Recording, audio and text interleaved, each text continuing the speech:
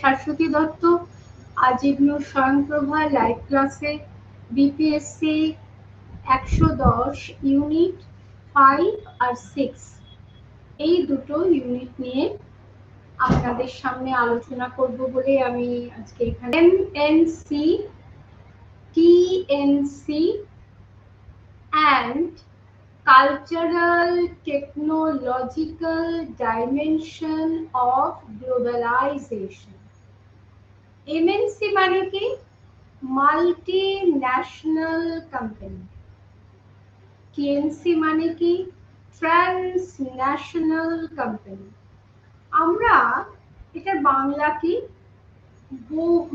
MNC হচ্ছে বহু জাতিক কোম্পানি। টিএনসি হচ্ছে ট্রান্সন্যাশনাল, অর্থাৎ এমন কোম্পানি যারা এক বা একাধিক দেশের মধ্যে বাণিজ্য করে থাকে, তাদের ব্যবসা পরিচালনা করে থাকে। এবং এই টিএনসি এর ক্ষেত্রে একটা যৌথ মালিকানা থাকে এবং অনেক সময় এই একের অধিক কোম্পানি তারা মিলিতভাবে এটা চালায় এক বা একাধিক দেশে এই বাণিজ্য। ট্রান্সন্যাশনাল কেন? একটা আমাদের যে একটা জাতীয় বা ন্যাশনাল জাতীয় রাষ্ট্র, তাদের প্রত্যেকেরই একটা রাজনৈতিক বাউন্ডারি, মানে ভৌগোলিক বাউন্ডারি যেটা as good as রাজনৈতিক বাউন্ডারি। যেমন ভারতবর্ষের একটা বাউন্ডারি আছে যে কোন কোন কত থেকে কত পর্যন্ত সার্বভৌম ভারতবর্ষের অন্তর্গত। এখানে এই বাউন্ডারি গুলো একটা কি বলবো, বাউন্ডারি গুলোর এখানে কোনো মূল্য থাকে না, যে কোনো বাউন্ডারি দিয়ে কোনো বেরিয়ার দিয়ে এদেরকে আটকানো যায় না। কোনো ভৌগোলিক ভূখণ্ড যে এটা ভারতের মধ্যেই হবে, কি এটা আমেরিকা যুক্তরাষ্ট্রের মধ্যে হবে, কি কানাডার মধ্যে হবে, ব্রিটেনের মধ্যে হবে, বাংলাদেশের মধ্যে হবে, হয়তো একই সঙ্গে ভারত, বাংলাদেশ, পাকিস্তান, চীন, ওদিকে কানাডা, এইরকম বিভিন্ন দেশে তারা তাদের নিজেদের বেনিফিট তা দেখে তারা সেখানে বাজার তৈরি করে এবং সেখানে ব্যবসা বাণিজ্য করে। অ্যাকচুয়ালি এগুলি প্রত্যেকটা বাণিজ্যিক সংস্থা, তাই তো? এবং বাণিজ্যের সঙ্গে নিশ্চয়ই মুনাফার একটা যোগ আছে। মুনাফা না করলে তারা তো আর এমনি এমনি সেবা কাজ করার জন্য তারা ব্যবসা করতে নামেনি। হ্যাঁ, অবশ্যই এমন কিছু তারা করবে না যেটা দেশের বিরোধী, যেটা জাতির বিরোধী, জনবিরোধী। সেরকম কোনো কাজ তারা যদি করে তবে ইন্টারন্যাশনাল ল, ন্যাশনাল ল সেটা তাদের উপরে একটা ব্যান করতে পারে, রেস্ট্রিকশন আরোপ করতে পারে।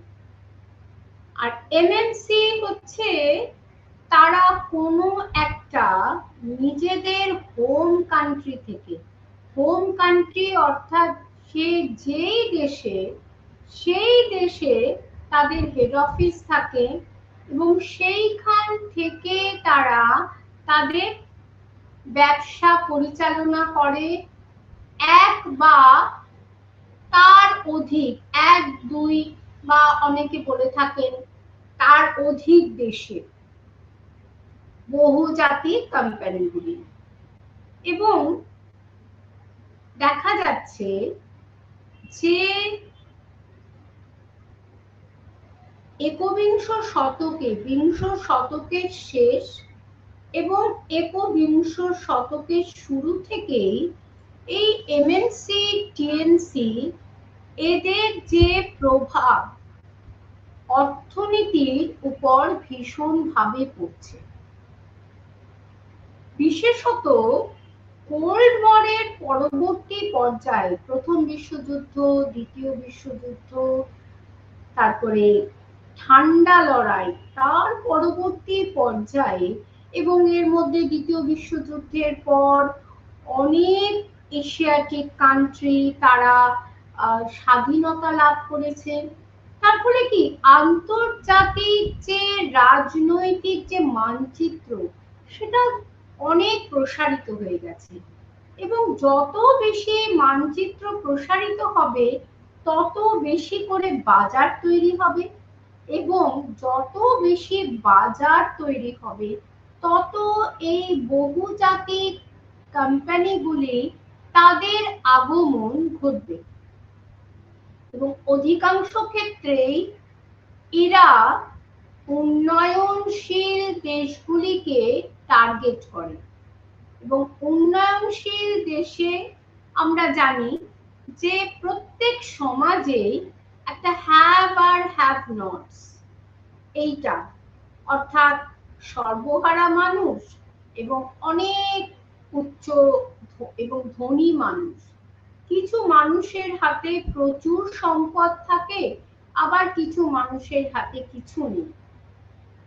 এখন যেটা দেখা যাচ্ছে এই এমএনসি টিএমসির আবির্ভাবে আমরা কি দেখতে পাচ্ছি যে এই হ্যাভ আর হ্যাভ নটসদের মধ্যে যে একসময় আমাদের যে একটা মধ্যবিত্ত শ্রেণী ছিল সেই মধ্যবিত্ত আর নিম্ন মধ্যবিত্ত এই যে একটা কনসেপ্ট এটা এখন দূরীভূত হয়েছে।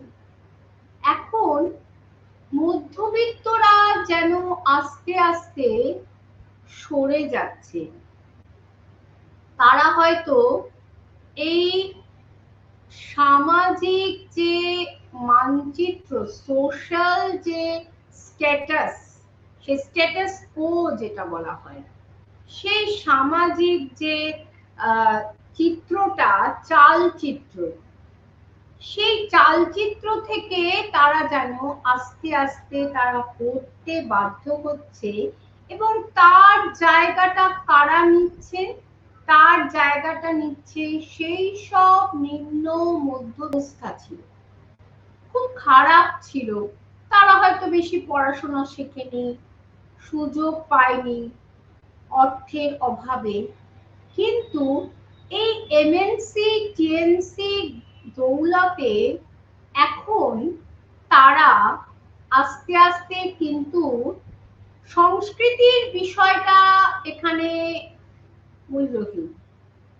সংস্কৃতির সঙ্গে এর কোনো সম্পর্ক নেই যারা হয়তো সমাজের একেবারে নিচের তলায় ছিল তাদের আর্থিক অবস্থাটা এই এমএনসি টিএমসি দৌলতে আস্তে আস্তে ভালো হয়ে গেছে এবং ভালো হয়ে গিয়ে তারা কিন্তু সেই মধ্যবিত্তদের লেভেলে এসে তাদের সঙ্গে একটা প্রতিযোগিতা শুরু করেছে এটা একেবারে বাস্তব চিত্র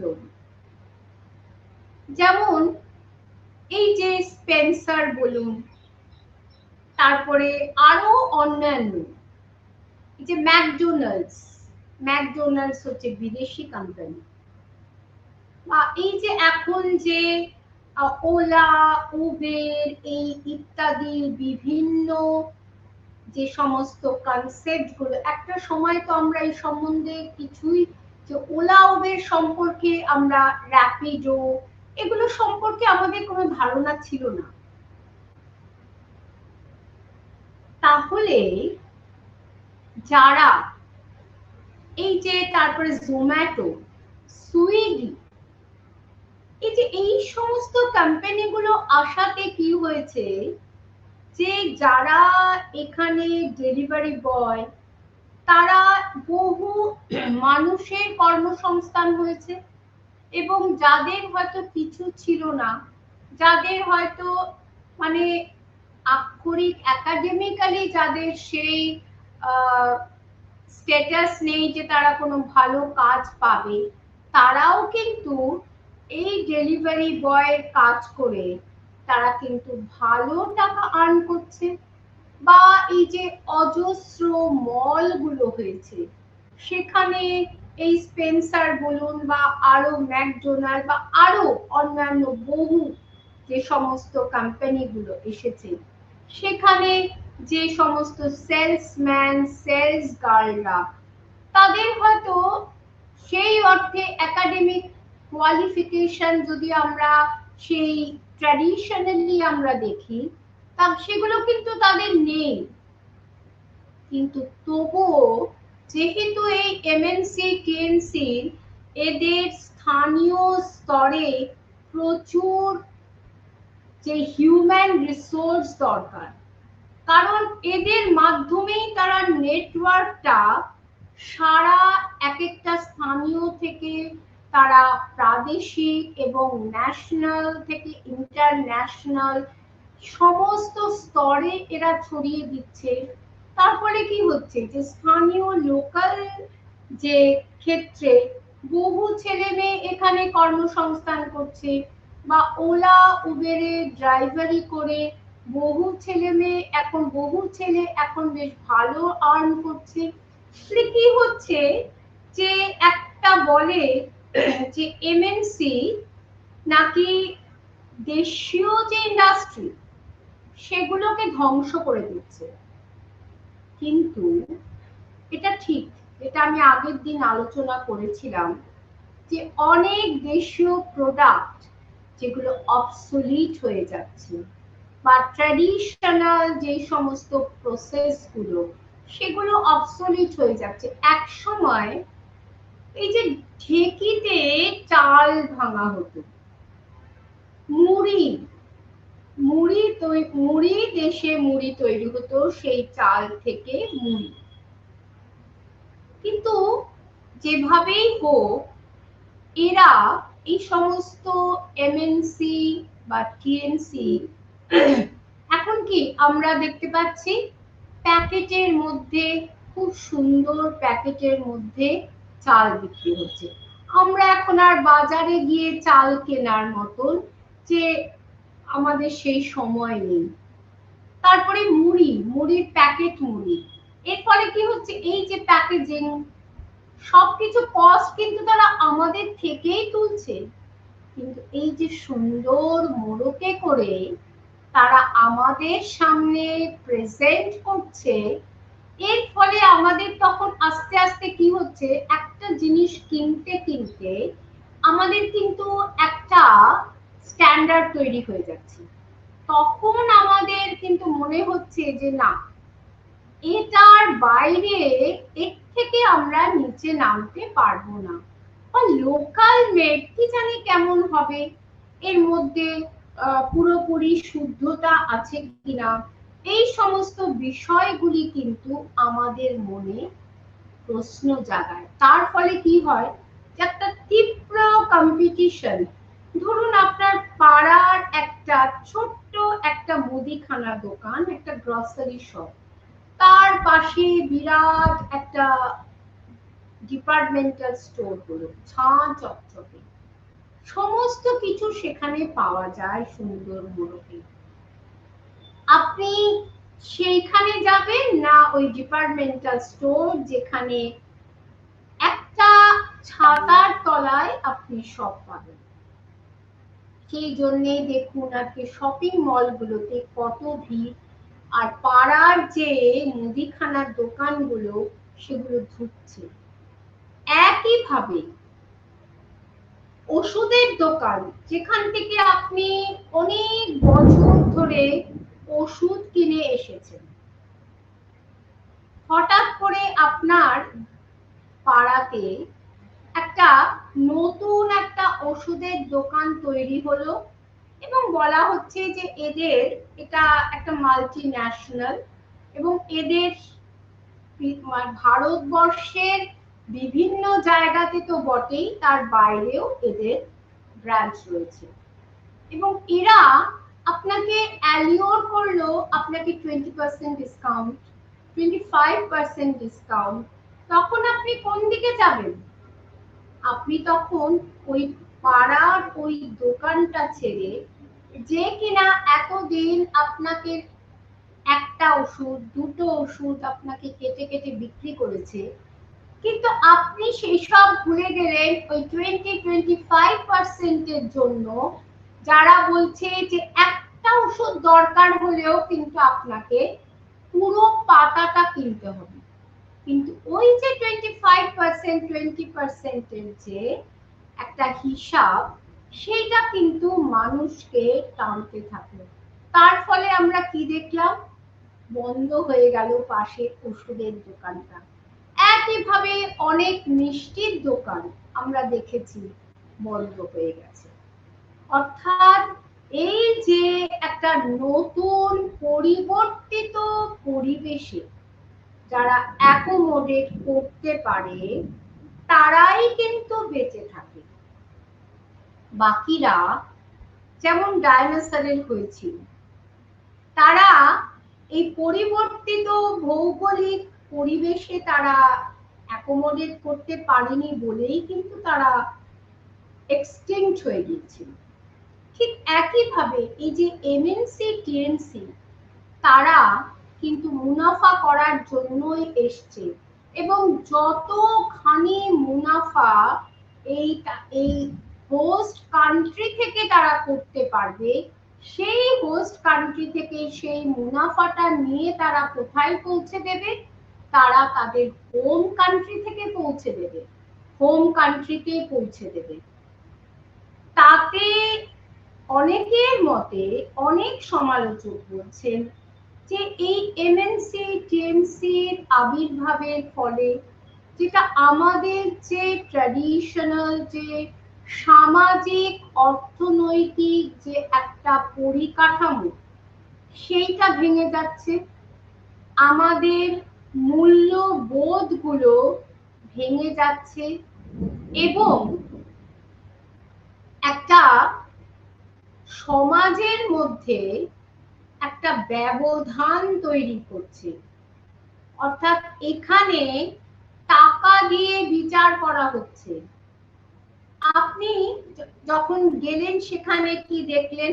ম্যাকডোনাল্ডস ফর এক্সাম্পল, সেখানে এক একটা বার্গার, পিৎজা, সেগুলোর এতখানি দাম যে কেউ সেটাকে কোনো মনেই করছে না যে সেগুলোর দাম। তারা সেগুলো অনায়াসে সেটা কিনে নিচ্ছে।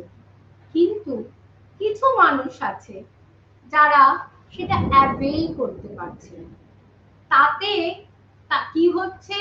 তারা মানসিকভাবে তাদের একটা নিঃসঙ্গ হয়ে যাচ্ছে। তারা এই প্রিন্সিপালে বিশ্বাসী, তারা কিন্তু নিজেদের একটা বাঁধনে বেঁধে রেখেছে। কিন্তু এই যে আজকাল ক্রেডিট কার্ড যে ব্যাপারটা এসেছে, অর্থাৎ আমাকে ওটা কিনতেই হবে। পাশের বাড়ির একজন কিনেছে, পাশের বাড়ির একজন খেয়েছে, তাহলে আমাকেও সেটা কিনতে হবে, আমাকেও সেটা খেতে হবে।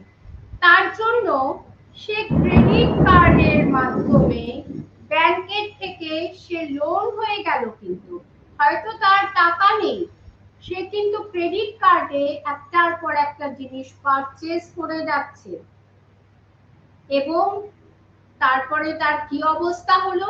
সে নিঃস্ব হয়ে গেল। ব্যাংক থেকে যখন তার উপরে সেই কর্জটা আদায়ের জন্য তাকে নোটিশ দিল, এবং সেইটা করতে গিয়ে অনেক ক্ষেত্রে অনেক মানুষ আছে চাকুরি ক্ষেত্রে অসাধু পদ্ধতিকে অনুসরণ করে সেই টাকাটা জোগাড়ের জন্য।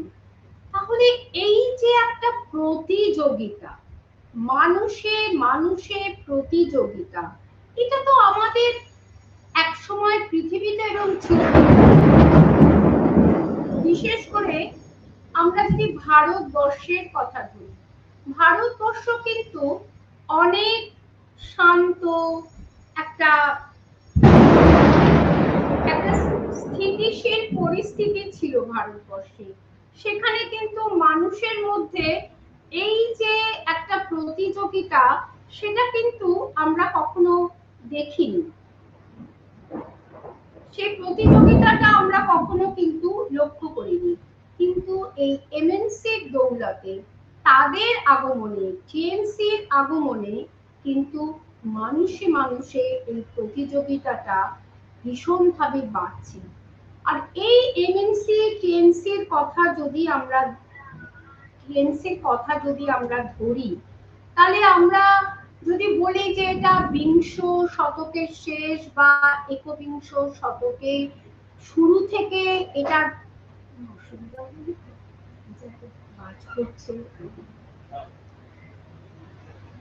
যে বিংশ বা একবিংশ শতকের শুরু থেকে এটার যে এত বেশি প্রাদুর্ভাব সেটা কিন্তু নয়।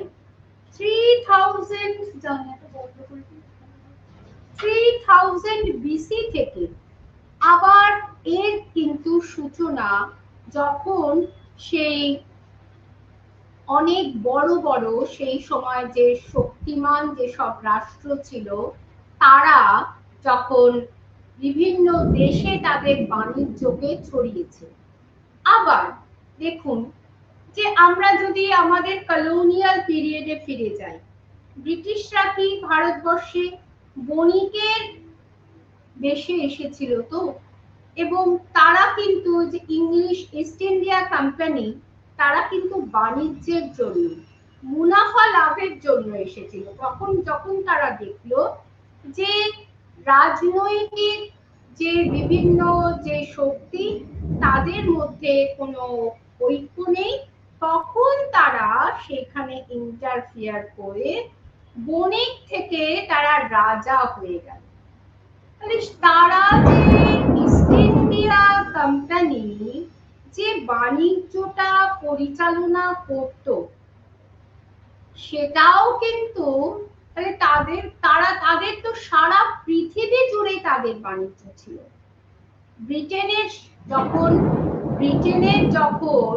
ব্রিটেন যখন এখানে সাম্রাজ্য তৈরি করলো সারা পৃথিবী জুড়ে তাদের, যেই জন্য বলা হতো যে সূর্য কখনো অস্ত হয় না।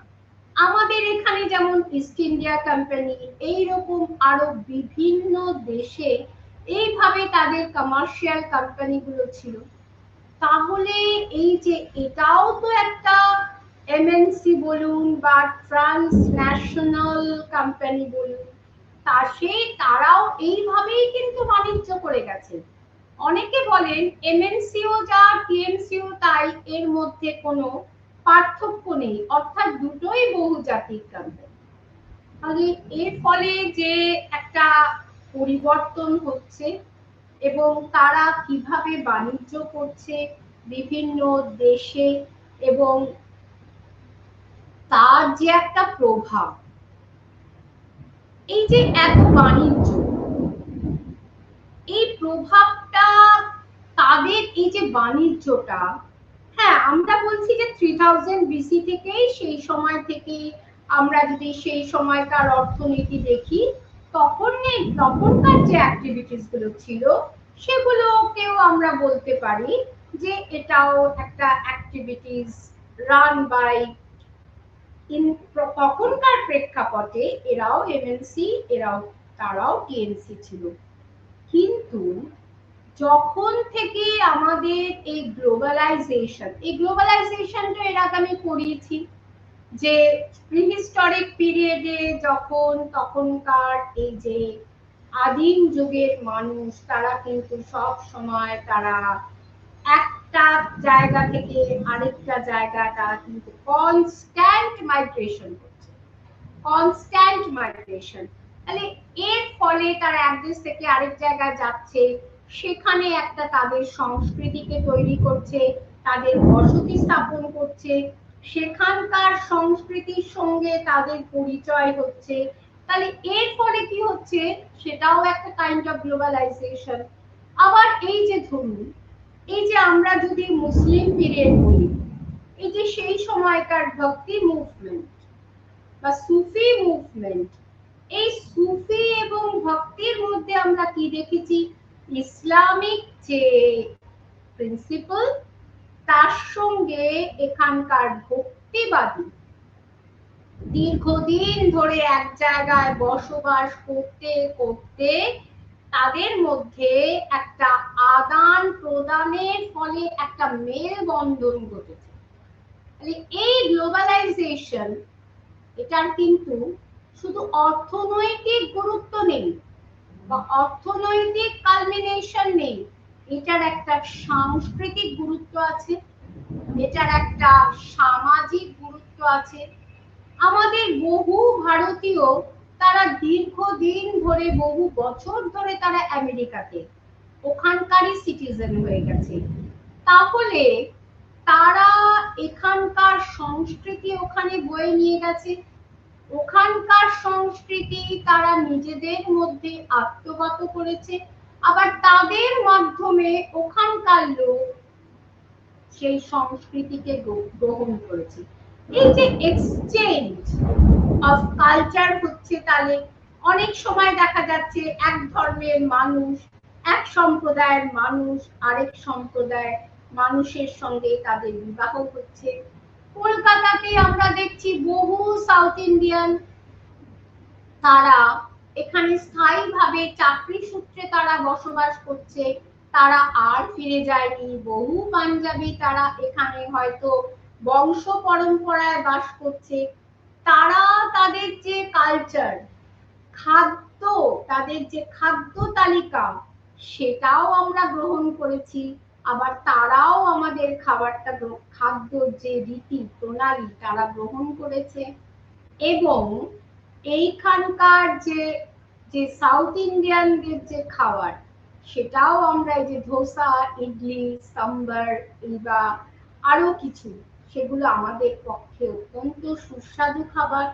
আবার দেখুন অনেক মুসলিম, তাদের হাত ধরে যে, বা ওদিকে চাইনিজদের হাত ধরে এখানে চাইনিজ যে খাবার, এইভাবে যে চাউমিন বা মেনল্যান্ড চায়না, এদের দেখুন পৃথিবীর বহু জায়গায় হয়তো এদের ব্রাঞ্চ রয়েছে। যার ফলে কি হচ্ছে, একটা আদান প্রদান, একটা পৃথিবী জুড়ে একটা হোমোজিনিয়াস একটা কালচার তৈরি হচ্ছে, এবং এই আদান প্রদানের ফলে একটা হাইব্রিড কালচার তৈরি হচ্ছে। একটা এই যে, আর এগুলো কি করে, সুবিধাটা কেন হচ্ছে এত সহজে, কি করে মানুষ এত সহজে এই আদান প্রদান বলুন বা এমএনসি টিএমসি, তারা একটা কথা এখানে বলা দরকার, যতই তারা বাইরে থেকে আসুক এমএনসি তারা বা টিএমসি, স্থানীয় স্তরে কিন্তু, যেটা আগের দিনও আমি বলেছিলাম, তাদেরকে কিন্তু সেখানকার মানুষের চাহিদা মতো তাদেরকে উৎপাদন করতে হয়। আবার অনেক সময় দেখা যায়, এটা কখনো বলা যায় না যে সব এমএনসি সব টিএমসি কে লোকাল স্তরে মানুষ অ্যাকসেপ্ট করবে। কোনো কোনো যে প্রকল্পকে মানুষ অ্যাকসেপ্ট করে, আবার কোনো কোনো প্রকল্পকে কিন্তু মানুষ একেবারে রিজেক্ট করে দেয়। কাজে তখন তাদের ভাবনা চিন্তা করতে হয় যে এই যে অ্যাকোমোডেশন থ্রু যে কালচারাল যে এনভায়রনমেন্ট, সেইটাকে অ্যাকোমোডেট করে কিন্তু তাদের নিজেদেরকে সেইভাবে আপডেটেড করতে হয়। আরেকটি বিষয় যেটা আমি বলছিলাম, আমি কালচারের একটা, এই বিশ্বায়নের জন্য কালচারাল একটা উন্নতি হয়েছে, বহু পৃথিবীর মানুষ একেবারে কাছাকাছি এসেছে। টেকনোলজি এখন মানুষের হাতের মুঠোয়, সেই টেকনোলজিকে মানুষ তৈরি করছে, মানুষ যে সমস্ত ইনস্ট্রুমেন্ট গুলো, সেগুলো এখন মানুষ পজেস করছে। এগুলো কিসের জন্য হয়েছে? এগুলো সব গ্লোবালাইজেশনের ফসল। NICT, new information communication technology, অর্থাৎ কমিউনিকেশন সিস্টেম। এই যে সবসময়, যে আমরা সবসময়, সেদিনও বলেছি, এখন গুগল সার্চ করে আমরা সারা পৃথিবীর খবর পাই। এখন ফেসবুকের মাধ্যমে বহু মানুষের সঙ্গে আমরা বন্ধুত্ব করতে পারি, যদিও সতর্কতা অবলম্বনীয়, কিন্তু এখন স্থান কাল এগুলো না, এই ব্যারিয়ারটা আমাদের থেকে ঘুচে গেছে। কিসের জন্য? এই টেকনোলজিক্যাল ডাইমেনশন অফ গ্লোবালাইজেশন। এখন কালচারের একটা নৈকট্য এসেছে এবং এক দেশের সঙ্গে আরেক দেশের টেকনোলজির যে বিনিময়, সেটার মাধ্যমে মানুষ চেষ্টা করছে, সব দেশই চেষ্টা করছে আরো উন্নতির দিকে এগিয়ে যেতে। যাই হোক, এই এবার আমি আসছি, তাহলে এই হচ্ছে মোটামুটি ইন্ট্রোডাকশন। মাল্টিন্যাশনাল এবারে ভেতরে প্রবেশ করছি। মাল্টিন্যাশনাল অ্যান্ড ট্রান্সন্যাশনাল এই কোম্পানিগুলি বিশ্বায়নের ফসল। এই আলোচ্য অংশে এই জাতীয় কোম্পানিগুলির ভূমিকা ও প্রভাব নিয়ে পর্যালোচনা করা হয়েছে। বিশ্বায়নের প্রভাবে প্রযুক্তির অভূতপূর্ব উন্নতি হয়েছে বিশ্বজুড়ে। এর ফলে কি হচ্ছে?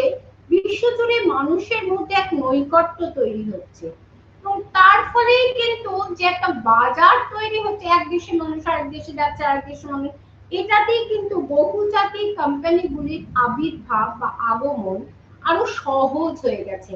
কারণ তারা বুঝতে পেরেছে মানুষের চাহিদা কি, সেই চাহিদা অনুসারে কিন্তু তারা তাদের প্রোডাক্টটাকে তৈরি করছে এবং টেকনোলজি অ্যাপ্লাই করে সেটাকে অনেক বেস্ট কোয়ালিটিটাকে আরো উন্নতি করছে। এবং এর ফলে কি হচ্ছে? অর্থনৈতিক আর রাজনৈতিক যে বিষয়ের মধ্যে আগে যে একটা ভেদাভেদ ছিল, সেটা ঘুচে যাচ্ছে। কারণ রাষ্ট্রপ্রধান যে রাজনৈতিক ব্যক্তিত্ব, তিনিই তো অর্থনীতিকে নিয়ন্ত্রণ করছেন। আবার তাছাড়া পাশাপাশি বেসরকারি সমস্ত কোম্পানিগুলি রয়েছে এবং সেই বেসরকারি কোম্পানিগুলি কেবল স্থানীয় অর্থনীতি নয়, বিশ্ব অর্থনীতিকেও নিয়ন্ত্রণ করছে। বিভিন্ন ব্যাংক, এখন ব্যাংকের সংখ্যা কত বেড়ে গেছে। যেমন ফিনান্সিয়াল কোম্পানি আছে, তেমন নন ফিনান্সিয়াল কোম্পানিও রয়েছে। বহুজাতিক কোম্পানিগুলিকে নন ফিনান্সিয়াল কোম্পানি বলা হচ্ছে। এরাই কিন্তু বর্তমানে বিশ্বের অর্থনীতি ও বাজারের মেরুদণ্ড বা প্রাণকেন্দ্র। তারা তাদের ক্ষমতা বলে, এদের এক একজনের যে ক্যাপাসিটি অর্থনৈতিক এত বেশি যে এক একটা রাষ্ট্রর যে ফান্ড, তার থেকে এদের ক্যাপাসিটি অনেক বেশি। এবং এই জাতীয় রাষ্ট্র, আন্তর্জাতিক প্রতিষ্ঠান এবং দেশীয় অর্থনীতির যে সম্বন্ধ, যেটা একটা ইন্টারকানেক্টিং যে একটা চেইন রয়েছে, এই কোম্পানিগুলি তাকে প্রভাবিত করে এবং সরকারকে তাদের সপক্ষে আইন করতে তারা বাধ্য করে। এদের আর্থিক ক্ষমতা পৃথিবীর বৃহৎ রাষ্ট্রগুলির থেকেও অধিক। এবং এরা কি করছে? এরা অর্থনীতিটাকে আরো প্রসার কিরকম করে করছে? Foreign direct investment, FDI. এবং একটা জিনিস, যত বেশি ফরেন ইনভেস্টমেন্ট হবে, তত বেশি তো সরকারের ঘরে বিদেশি মুদ্রা ঢুকবে। কাজে সেটার জন্য সরকারও তাদেরকে একেবারে সমর্থন করছে। টিএনসি আর এমএনসির মধ্যে পার্থক্য না থাকলেও অনেকে সংজ্ঞাটা কি দিচ্ছেন। তারা বলছেন টিএনসি একাধিক দেশের মধ্যে অর্থনৈতিক কার্যক্রম পরিচালনা করে এবং দুই বা তার অধিক দেশের মধ্যে যৌথ মালিকানা। অনেক সময় কি হচ্ছে? যে সমস্ত দেশীয় কোম্পানিগুলো ঢুকছে, তাদের সঙ্গে ওরা মার্জ করে নিচ্ছে। আবার অনেক সময় হয়তো দেশীয় কোম্পানিগুলো তার সঙ্গে মার্জ করে নেবে, কিংবা অনেক সময় এই টিএনসি তাদেরকে বা এমএনসি তাদেরকে কিনে নিচ্ছে, বা অনেক সময় তাদের সঙ্গে চুক্তি করছে। তারপরে যৌথ মালিকানা হচ্ছে, আর এমএনসি হচ্ছে একক মালিকানা দিয়ে এক বা দুই দেশের মধ্যে অর্থনৈতিক কার্যক্রম পরিচালনা করে। তবে বাস্তবে দেখা যায় এই সব বহুজাতিক কোম্পানি বিভিন্ন দেশে তাদের ব্যবসা পরিচালনা করে, আর এমএনসির হেড অফিস তার নিজস্ব দেশে। সর্বোচ্চ মুনাফা লাভের জন্যই কিন্তু তারা ব্যবসা করে থাকে, যেটা ইস্ট ইন্ডিয়া কোম্পানিও করতে। তাহলে আমরা কি বলছি? এমএনসিটা কি? তারা ইন্টারন্যাশনালি বিজনেস করছে, মাল্টিন্যাশনাল এন্টারপ্রাইজ, কেবল একটা ন্যাশনাল না, অনেক দেশের উপরে তাদের কাজ হচ্ছে। অনেক রাষ্ট্র যে বাউন্ডারিকে ট্রান্সন্যাশনাল কর্পোরেশন, বাউন্ডারি তাদের কাছে মিনিংলেস, এবং that involves a company making foreign investment, তারা বিদেশে বিনিয়োগ করছে তাদের প্যারেন্ট ফার্ম, অর্থাৎ যে তাদের হোম কান্ট্রিতে যে তাদের মূল ফার্ম আছে, যেমন ইনফোসিস, তাদের হয়তো মেন হয়তো অফিস হচ্ছে বিদেশে, সেখান থেকে তারা সারা পৃথিবীতে, আইবিএম সারা পৃথিবীতে, তাদের প্যারেন্ট কান্ট্রি কিন্তু যে একটা তার দেশে আছে, সেখান থেকে তারা বিভিন্ন জায়গায় তারা ইনভেস্ট করছে। দেশের সীমান্তের বাইরে বিভিন্ন অর্থনৈতিক কার্যক্রম পরিচালনা করে, সীমান্তের ভিতরে বাইরে তারা উৎপাদন করছে, সেগুলোকে আবার এক্সপোর্ট করছে, এই সমস্ত আদান প্রদানে তারা যুক্ত থাকে। আবার প্রত্যক্ষ বিদেশি বিনিয়োগ করছে, যেটা এফডিআই বলছি।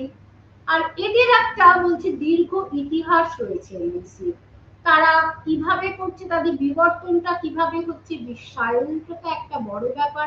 আর যে নিও লিবারালিজম, এই যে উদারীকরণ হচ্ছে, যে অনেক যে ফিসকাল ব্যারিয়ার গুলো অনেক ইজি করে দেওয়া হচ্ছে, প্রযুক্তির উন্নতি হচ্ছে, এবং একটা হোমোজিনিয়াস একটা অর্থ ইকোনমি এবং কালচার তৈরি হচ্ছে, তার জন্যই কিন্তু এমএনসির উন্নতি হচ্ছে। আর টিএনসি, যেটা এই এমএনসি অবলিক টিএনসি, এদেরকে বলা হচ্ছে গ্রোথ, ইঞ্জিন অফ গ্রোথ। এদের মাধ্যমেই যেমন ন্যাশনাল স্তরে তেমনি আন্তর্জাতিক স্তরে বিকাশ হচ্ছে, বাজার অর্থনীতি উন্নতি হচ্ছে, এবং উন্নয়নশীল দেশে এইভাবেই বিভিন্ন প্রাইভেট সেক্টর এসে যাচ্ছে। কোন রাষ্ট্র এখন আর তাদেরকে বাধা দিতে পারবে না। দ্রুত পরিবর্তনশীল প্রযুক্তিও এতে সাহায্য করছে, প্রাদেশিক, জাতীয়, আন্তর্জাতিক বাণিজ্যকে একটা সুতোয় বেঁধে দিয়েছে। দ্বিতীয় বিশ্বযুদ্ধের পর থেকেই কিন্তু যদি আমরা ইতিহাস ঘাঁটি, এদের বৃদ্ধি হচ্ছিল। হ্যাঁ, একবিংশ শতকে হয়তো অনেক বৃদ্ধি হয়েছে। 3000 খ্রিস্টপূর্বাব্দে যখন গ্রিক ও রোমানরা মধ্য ইউরোপে বাণিজ্য পরিচালন করত, কিংবা ইস্ট ইন্ডিয়া কোম্পানি বা ডাচ কোম্পানিগুলো তাদের ঔপনিবেশিক যে বাণিজ্য পরিচালনা করত, তাদের অর্থনৈতিক কার্যাবলীর মধ্যে এর ছায়া দেখা যায়। দ্বিতীয় বিশ্বযুদ্ধের পরবর্তী 2 দশকের মধ্যে কিন্তু এফডিআই কে কেন্দ্র করে এরা সমস্ত বিশ্বের অর্থনৈতিক ব্যবস্থাকে নিয়ন্ত্রণ করতে থাকলো, এবং আমরা দেখছি যে কার ফরেন এক্সচেঞ্জের পরিমাণ বেশি, সেটা দিয়ে তার কতখানি তার যে অর্থনৈতিক ক্ষমতা সেটা জাজ করা যায়। এবং বলছে 1881-তে বিশ্বের এফডিআই এর 2/5 হয় ইউএসএ, এবং এই পরে আমরা দেখছি ইউএস বিনিয়োগ আস্তে আস্তে ল্যাটিন আমেরিকা থেকে তারা শিফট করে কানাডা, পশ্চিম ইউরোপ এবং অন্যান্য শিল্প অঞ্চলে নিয়ে আসছে, যেখানে বাজারটা আরো ভালো, মুনাফা আরো ভালো। এবং 1970-এর মধ্যেই এই ডেভেলপড কান্ট্রির যে সমস্ত এমএনসি গুলো, তার সঙ্গে সঙ্গে যে উন্নয়নশীল যেটা আমরা বলতাম থার্ড ওয়ার্ল্ড কান্ট্রি, তাদের মানে জাপানি, চাইনিজ এইসব বহুজাতিক সংস্থারও আবির্ভাব করছে। পাশাপাশি আমরা দেখছি ব্রাজিল এবং ভারতের ন্যায় উদীয়মান শিল্পোন্নত দেশেরও আবির্ভাব ঘটছে। তাহলে এগুলো কেন, এত কেন রমরমা বহুজাতিকে? না, প্রযুক্তির উন্নতি হচ্ছে, তারপরে রাজনৈতিক অনিশ্চয়তার জন্য দেশে বাণিজ্যে একটা অনেক সময় অচলাবস্থা হয়, ওঠাপড়া হয়, বাণিজ্যের প্রতিবন্ধকতার তৈরি হয়, এবং এর কারণেই এই এমএনসি টিএনসি তাদের আগমনটাকে সরকার বা মানুষ সবাই সাদরে মেনে নিয়েছে। এবং কে আগে কত বেশি বিভিন্ন দেশের মধ্যে তারা তাদের ব্রাঞ্চ তৈরি করতে পারে, এই নিয়ে একটা প্রতিযোগিতা শুরু হয়ে গেল। এবং 2000-এর শুরুতে আমরা দেখছি তাদের একটা সাধারণ সূত্রই হয়ে যায় M&A, অর্থাৎ ইন্টারন্যাশনাল মার্জার এন্ড অ্যাকুইজিশন। অন্য দেশের কোম্পানিগুলির সঙ্গে মার্জ করে যাও এবং সেগুলোকে নিজের অধিকারে আনি। অনেক সময় যেটা বললাম, একটু আগে বলছিলাম, স্থানীয় কোম্পানিগুলোকে সরাসরি নিয়ে নেয়, কখনো স্থানীয় ফার্মের সঙ্গে যুক্ত হয়ে যায় বা চুক্তিতে আবদ্ধ হয়। আমরা বলা হচ্ছে 1990-তে এত প্রচুর সংখ্যক টিএমসি ছিল এবং 90% হেড অফিস ছিল উন্নত দেশে, ডেভেলপ কান্ট্রিতে। তার মধ্যে USA Walmart, China Sinopec group, জাপানে টয়োটা মোটর, ইউএসএ অ্যাপল, এরকম অন্যান্য বহুজাতিক কোম্পানিগুলি আছে। টিএমসির এক অন্যতম অবদান creation of transnational production network, যে এক দেশের সঙ্গে আরেক দেশের একটা সাপ্লাই চেনে তৈরি করছে, whereby a single product, যে কোনো একটা দেশে তৈরি প্রোডাক্ট ডিফারেন্ট প্লেসে সারা পৃথিবী জুড়ে সেটা বিক্রি হচ্ছে, সেটা চাহিদা বাড়ছে। যেমন অ্যাপল আইফোন, এই যে ইনফরমেশন টেকনোলজির উন্নতি, তার মানে কি আমরা খুব সহজে আমেরিকান যে ইনফরমেশন টেকনোলজি, সেটা আজকে এখানে বসে আমরা তার সুবিধা নিতে পারছি। এগুলো কিসের জন্য হয়েছে? এই বহুজাতিক কোম্পানির জন্য। এছাড়া ডিজিটাল প্রযুক্তিও বিদেশের বাজারে এদের চাহিদাকে আরো বৃদ্ধি করেছে। 2008-এর বিশ্ব অর্থনৈতিক সমস্যা উন্নয়নশীল দেশগুলি থেকে রাষ্ট্র নিয়ন্ত্রিত টিএমসি বা এসওটিএমসি উত্থানের পথ প্রস্তুত করে দেয়। এসওটিএমসিটা কি? স্টেট ওন্ড টিএমসি, মানে রাষ্ট্র নিজেও সরাসরি ভাবে এই ট্রান্সন্যাশনাল কোম্পানিতে ব্যবসাতে নেমে পড়লো এবং এর ফলে 2008-এর থেকে এদের উত্থান হচ্ছে। 100টিরও এসওটিএমসির মধ্যে 41টি চীন, মালয়েশিয়া, দক্ষিণ আফ্রিকার ন্যায় উন্নয়নশীল দেশ থেকে উদ্ভব হয়েছে। একটা এই এসওটিএমসির উদাহরণ এখানে দেওয়া হয়েছে, তার মধ্যে জার্মানির ভলক্সওয়াগেন গ্রুপ অফ জার্মানি। এফডিআই অর্থাৎ ফরেন ডাইরেক্ট যে ইনভেস্টমেন্ট এবং টেকনোলজিক্যাল যে উন্নতি, তার মাধ্যমে টিএমসি আন্তর্জাতিক বাজারকে সমৃদ্ধ করেছে। হোস্ট কান্ট্রিতে এগুলো হচ্ছে সদর্থক, অর্থাৎ হোস্ট কান্ট্রি মানে যে সব জায়গায় দেশে ওরা বাণিজ্য পরিচালনা করছে, সেই হোস্ট কান্ট্রিতে ওদের কাজের সুযোগ বেড়েছে। কিন্তু অনেকে সমালোচনা করছেন ওরা কিন্তু মুনাফাটা নিজের হোম কান্ট্রিতেই নিয়ে যায়। অনেক সময় রাজনৈতিক ও অর্থনৈতিক ভাবে হোস্ট কান্ট্রিকে একেবারে আইসোলেট করে দেয়। আবার কখনো কখনো হোস্ট কান্ট্রিও এই সব বহুজাতিক কোম্পানির সম্পত্তি কিন্তু বাজেয়াপ্ত করতে পারে আইনের দ্বারা।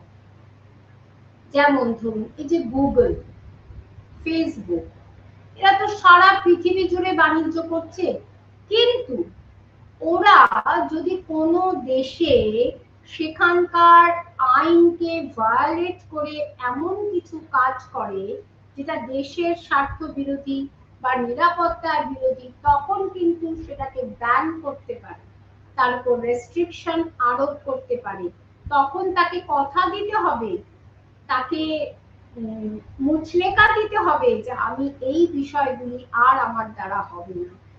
এইটা কিন্তু হোস্ট কান্ট্রি অবশ্যই করতে পারে। তাহলে এই একটা রেস্ট্রিকশন আছে। আবার অনেক সময় আমরা দেখতে পাচ্ছি বহুজাতিক কোম্পানিগুলির উপর যে আন্তর্জাতিক আইন, তাহলে একটা তো দেশীয় আইন হলো, আন্তর্জাতিক আইন, ইন্টারন্যাশনাল ল, ইন্টারন্যাশনাল অ্যালায়েন্স, এদেরও কিন্তু একটা বিশেষ একটা রেস্ট্রিকশন থাকে। ধরুন কোনো হোম কান্ট্রি, তার কোনো এমএনসির হোম কান্ট্রি কোনো আমেরিকা, সে যদি আমেরিকার শত্রু রাষ্ট্রের সঙ্গে বাণিজ্য করে, তবে সেটার জন্য তাকে সরকারের কাছে জবাবদিহি করতে হতে পারে। এই রেস্ট্রিকশন গুলো আছে এবং এই বহুজাতিক কোম্পানিগুলো উন্নয়নশীল দেশে কিছু কিছু ভালো কাজও করে থাকে। এই যে প্রথম বলছিলাম, এই যে ধরুন সুইগি বলুন, জোম্যাটো বলুন, বা এখানে আরো যে সমস্ত ফার্ম গুলো আছে, তাদের তাদের তারা প্রচুর সংখ্যক কর্মীকে নিয়োগ করছে, তাদেরকে প্রশিক্ষণ দিচ্ছে, তাদের সেই টেকনোলজিক্যাল শিক্ষা দিচ্ছে এবং সরবরাহ যে সাপ্লাই চেইন, এই যে যখন করোনা হয়েছিল তখন আপনি চিন্তা করুন তো, সমস্ত বাজার বন্ধ। তখন যদি এইসব এমএনসি গুলো না থাকতো, আমরা ঘরে বসে অনলাইনে অর্ডার করে ওষুধপত্র, খাবার দাবার সমস্ত কি করে আমরা পেয়ে যেতাম বলুন তো। কাজে এই যে সরবরাহ সাপ্লাই চেইনটা কি বলছে। আর তাছাড়া আরেকটা জিনিস, রিসার্চ অ্যান্ড ডেভেলপমেন্টের কাজেও তারা অগ্রণী ভূমিকা গ্রহণ করেছে। আরো কারণ তারা নিজেদের স্বার্থে আরো বেশি করে বাজার তৈরি করবে, আরো বেশি করে সেক্টর, যে ইন্ডাস্ট্রিয়াল সেক্টর, টেকনোলজিক্যাল সেক্টরে তারা আস্তে আস্তে যখন প্রবেশ করছে, তখন অটোমেটিক্যালি তাদের রিসার্চ এর দরকার পড়ছে, ডেভেলপমেন্টের দরকার পড়ছে। এবং এই সবগুলো করার জন্য তাদের যে বাণিজ্যিক শেয়ার, সেটা 1996 থেকে 2002 এর মধ্যে 2% থেকে 18% হয়ে গেছে। হোম কান্ট্রি এবং হোস্ট কান্ট্রির সঙ্গে টিএমসির যে সম্পর্ক, এটা বললাম সদর্থক নয়ার্থক সবই আছে। তারা কর্মের সুযোগ তৈরি করেছে, দারিদ্র দূরীকরণে সাহায্য করেছে, বিশ্বায়ন ও নিও লিবারালিজমের প্রেক্ষাপটে অর্থনৈতিক অগ্রগতি করেছে, আন্তর্জাতিক চুক্তির যে নিয়ন্ত্রণ তাদের উপর রয়েছে সেটা বললাম। কিন্তু নেতিবাচক দিক হচ্ছে যে তারা হোস্ট কান্ট্রি, আর অনেক সময় দেখা যায় যে তারা হোম কান্ট্রিতে পুরো মুনাফাটা নিয়ে যায়। অনেক সময় হোম কান্ট্রি আর হোস্ট কান্ট্রি উভয়ই সব বহুজাতিক কোম্পানিগুলিকে তাদের স্বার্থে ব্যবহার করছে। অনেকে অভিযোগ করছে যে এই সব বহুজাতিক কোম্পানিগুলির কিন্তু বাণিজ্য সবসময় ট্রান্সপারেন্ট নয়। আবার কি, হোস্ট কান্ট্রি টিএনসির ভূমিকাকে তাদের দেশের সামাজিক ও অর্থনৈতিক অন্যান্য স্বার্থের পক্ষে হানিকর বলেও তাদের উপর একটা রেস্ট্রিকশন অ্যাপ্লাই করতে পারে। পৃথিবীর অনেক বৃহত্তম যে অসব অর্থনীতি রয়েছে, তার মধ্যে 51টি এরকম ধরনের কর্পোরেশন রয়েছে। উদাহরণস্বরূপ আমরা মিৎসুবিশি জেনারেল মোটরের নাম করতে পারি। প্রথমটি ইন্দোনেশিয়া, দ্বিতীয়টি ডেনমার্কের। টিএনসি এটা নেতিবাচক কি বলছে, তারা কর্মসংস্থানকে ক্ষতিগ্রস্ত করছে, দারিদ্র ও বৈষম্য সৃষ্টি করছে। কেন কর্মসংস্থান ক্ষতিগ্রস্ত করছে? তাদের টেকনোলজির সঙ্গে যারা যেসব ব্যবসায়ীরা পারছে না তাল মেলাতে, তারা আস্তে আস্তে অবসলিট হয়ে যাচ্ছে। এবার তাদের কাছে যেই সমস্ত কর্মচারীরা কাজ করত, তাদের কি হচ্ছে, তাদের তখন পেটে ভাত মারা যাচ্ছে, তাদের মানে কর্ম চলে যাচ্ছে। ঠিক ঠিক যে অবস্থা, আমরা যদি একটু ইতিহাসের দিকে আমরা ঘুরি, আমরা যদি লর্ড কর্নওয়ালিসের পার্মানেন্ট সেটেলমেন্ট বা পরবর্তী পর্যায়ে আরো অনেক যে চুক্তিগুলো, সাবসিডিয়ারি অ্যালায়েন্স বা অনেক, এই পার্মানেন্ট সেটেলমেন্টে আমরা কি দেখলাম, বহু বনেদি জমিদার তাদের জমিদারি চলে গেল।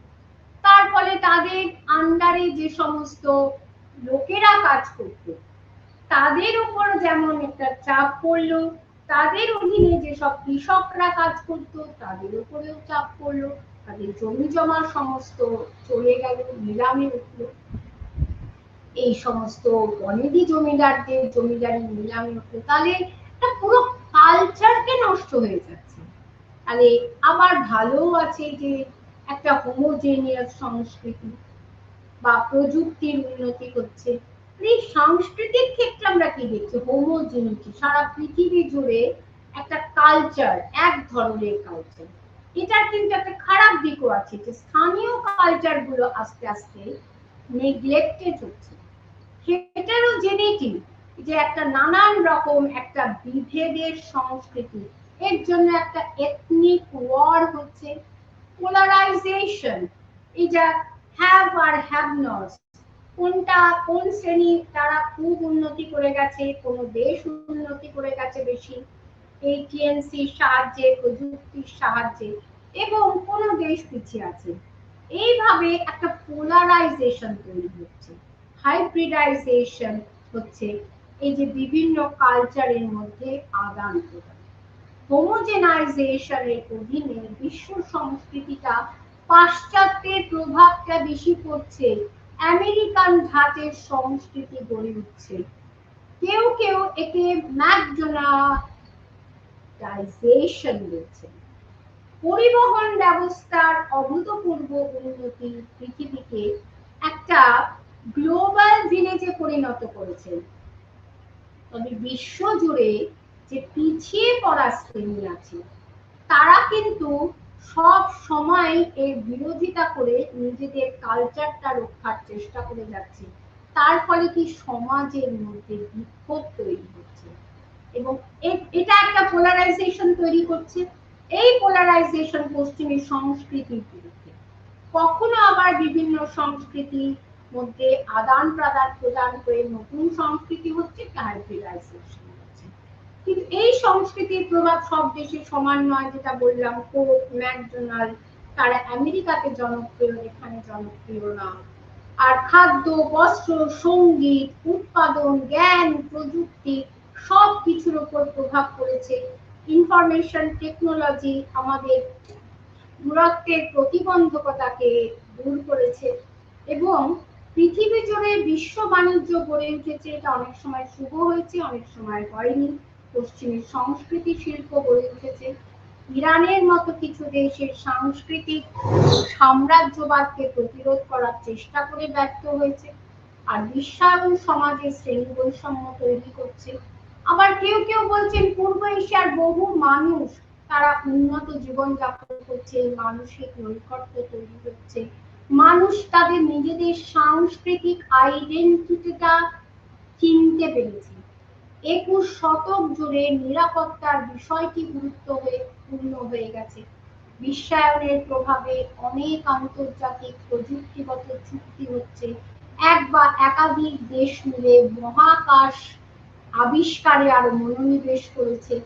যথার্থভাবে বিশ্বায়ন একটি বহুমুখী পদ্ধতি।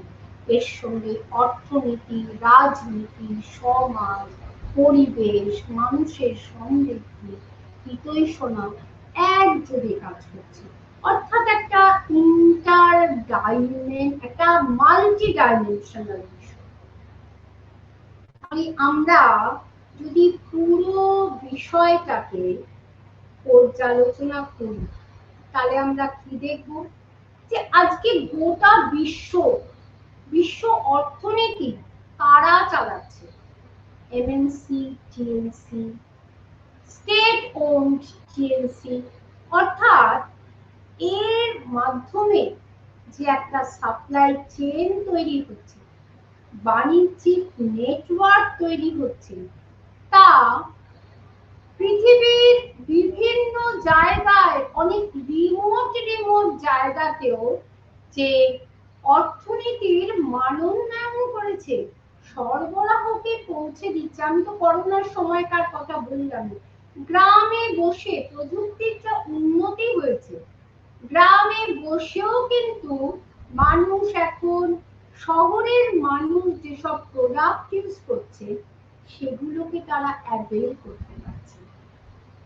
এবং আরেকটা বিষয়, এখন গ্রাম আর শহরের মধ্যে সমস্ত বিভেদ মিটে গেছে। আমাদের কলকাতার কথা ধরি, এই যে বলছি টিএনসি, এমএনসি একটা কর্মসংস্থান তৈরি করেছে। আপনি যদি যে কোনো একটা স্টেশনে সকালবেলা যান, তাহলে দেখবেন কত সংখ্যক মানুষ তারা গ্রাম থেকে শহরে আসছে তারা চাকরি করতে। কেউ এরকম সুইগি, জোম্যাটো করছে, কেউ আবার কোনো ক্যাব চালাচ্ছে, কেউ বা কোনো বহুজাতিক কোম্পানিতে তারা সেলসের কাজ করছে, সেলসম্যানের কাজ করছে। মানে এখন কি হচ্ছে যে এমএনসি, টিএমসি তে বহু সংস্থা, বহু ডিপার্টমেন্ট রয়েছে এবং ওদের কিছু কালচারাল ডিপার্টমেন্ট আছে, টেকনোলজিক্যাল ডিপার্টমেন্ট আছে, রিসার্চ অ্যান্ড অ্যানালিটিক্যাল ডিপার্টমেন্ট রয়েছে, তো ডেভেলপমেন্টাল ডিপার্টমেন্ট রয়েছে। অর্থাৎ কনস্ট্যান্ট ওরা এই অ্যানালিসিস করে চলেছে যে আমি যে দেশে বাজার করতে এসেছি, অর্থাৎ আমার এই কোম্পানিকে দাঁড় করাতে এসেছি, তাকে তার সঙ্গে আমি অ্যাকোমোডেট করে তার কালচার, তার অর্থনীতি, তার সঙ্গে আমি কি করে সেটাকে অ্যাকোমোডেট করে আমি নিজের বাজারটাকে আরো উন্নত করতে পারব। অর্থাৎ সবকিছুর শেষে কিন্তু সেই মুনাফা। এবং হ্যাঁ, সব সময় যে তারা শুধুই মুনাফা করছে তা নয়, এই যে তারা তাদের যে সার্ভিস হোল্ডারদের নানা ট্রেনিং দিচ্ছে, IBM, ইনফোসিস, তারা তাদেরকে রিসার্চের জন্য, ডেভেলপমেন্টাল স্কিলকে উন্নত করার জন্য এখানকার যে সমস্ত স্টাফ আছে তাদেরকে বাইরে পাঠাচ্ছে এবং সেখানে ধরুন 2 বছর, 3 বছর, 5 বছরের কোনো প্রজেক্ট নিয়ে পাঠাচ্ছে। তার ফলে কি হচ্ছে, তার স্কিলটা আরো অনেক উন্নত হয়ে যাচ্ছে। এর ফলে এই যে সে যখন দেশে ফিরছে তখন তার চাকরির যে বেতনের যে স্কেলটা সেটা আরো উন্নত হয়ে যাচ্ছে। ফলে কি ইনডাইরেক্টলি কিন্তু একটা পরিবারের উন্নতি হচ্ছে, একটা সমাজের উন্নতি হচ্ছে এবং সেই সমাজের প্রত্যেকটা মানুষ নিয়েই তো সমান। তো তারা যখন অনেক বেশি করে রোজগার করছে তখন কি হচ্ছে, অটোমেটিক্যালি যে ইনকাম ট্যাক্সটা তারা দিচ্ছে তার ফলে সেটা রাষ্ট্রের ঘরে যাচ্ছে। এই যে জিএসটি বলুন, যে কোনো সার্ভিস ট্যাক্স যেগুলো আমাদের থেকে তুলে নিচ্ছে এই সমস্ত বহুজাতিক সংস্থা।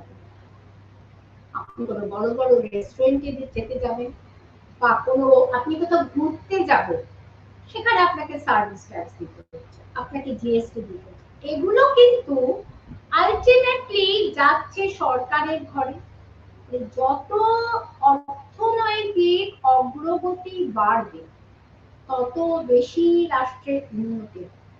কিন্তু দেখতে হবে এই এমএনসি বহুজাতিক সংস্থার আগমনে যেন কোনো একটি দেশে যে মরাল স্ট্যান্ডার্ড বা তার নিজস্ব যে সংস্কৃতি, নিজস্ব যে শিক্ষা, সেগুলো যেন একেবারে ধুয়ে মুছে গিয়ে হাইব্রিড একটা কালচার তৈরি। আজকাল তো সবই হাইব্রিডের যুগ।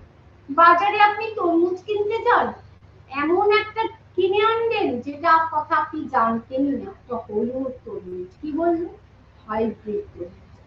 এই যে তার মানে কি, কনস্ট্যান্ট রিসার্চ চলছে একটার সঙ্গে বীজের সঙ্গে আরেকটা বীজকে দিয়ে কি করে নতুন একটা ফলন করা যায়।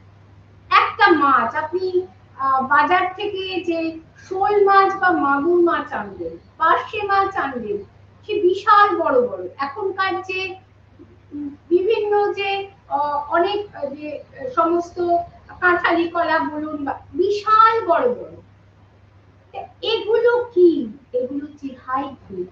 তাহলে মানুষ যদি তার নিজের মূল্যবোধ ভুলে গিয়ে হাইব্রিড হয়ে যায়, সেটা কিন্তু কাম্য নয়। হ্যাঁ, গ্লোবালাইজেশন নিশ্চিতভাবে মানুষকে অনেক নিকটে এনেছে। বিশ্ব যেটা আগে অনেক আইসোলেটেড ছিল, বিশ্বের দেশগুলি, উন্নয়নশীল বা অনুন্নত দেশগুলিকেও এমএনসি বহুজাতিক এই সমস্ত কোম্পানিগুলো তাদের উন্নয়নের চেষ্টা করছে। কিন্তু সর্বাগ্রে তার সদর্থক যে দিকটা সেটা কিন্তু সব সময় মনে রাখতে হবে এবং সেই কারণে রাষ্ট্র যেন তার নিজের যে রাষ্ট্র, তার নিজের নিয়ন্ত্রণটা সব সময় এই সকল বহুজাতিক কোম্পানিগুলির উপর রাখে এবং এরা যেন কোনো দুর্নীতি পরায়ণ কোনো দেশীয় মানুষের হাতে পড়ে রাজনৈতিক বা অন্য কোনো ধর্মনৈতিক সাংস্কৃতিক যে নোংরামির মধ্যে যেন তারা ঢুকে না যায়। যে ইংলিশ ইস্ট ইন্ডিয়া কোম্পানি যা করেছিল আমাদের দেশের সর্বনাশ, তার যেন রিপিটেশন আবার ভারতে। এই বলে আমি আমার বক্তব্য এখানেই শেষ করছি।